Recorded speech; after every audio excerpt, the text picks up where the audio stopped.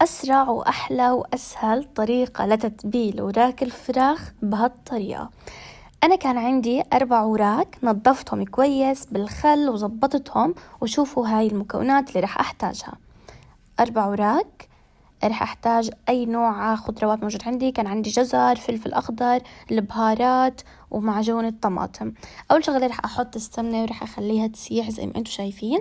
رح أنزل هلأ بوراك الفراخ على الظهر تاعها عشان أخليها هيك تاخد لون ذهبي حلو لذيذ.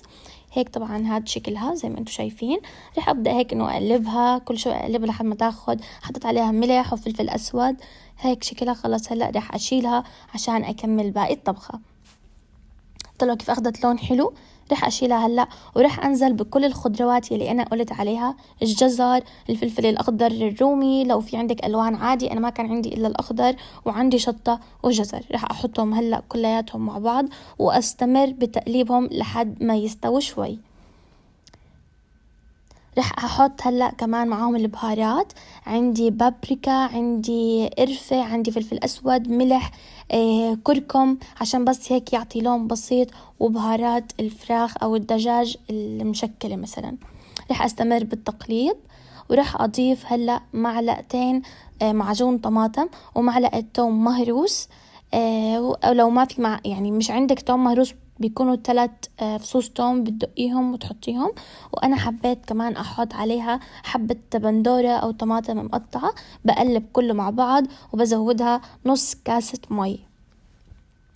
رح أنزل هلأ، رح أخليها طبعا تاخد غلوة، وبعدين رح أحط وراك الفراخ أو الدجاج زي ما انتم شايفين، وأغطيها وأخليها على نار هادية. رح أخليها تغلي بعدين نار هادية. طلعوا كيف صار شكلها. طبعا بتستوي على طول وسريعة وسهلة، وطعمها كتير كتير كتير زاكي، لأنه بتاخد كل نكهة الخضروات مع نكهة البهارات.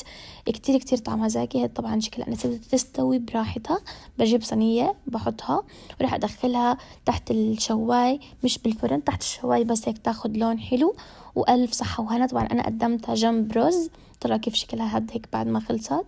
قدمتها جنب رز. طبعا بحط رز هيك بصحن وبقلبه هيك عشان يعطي شكل حلو.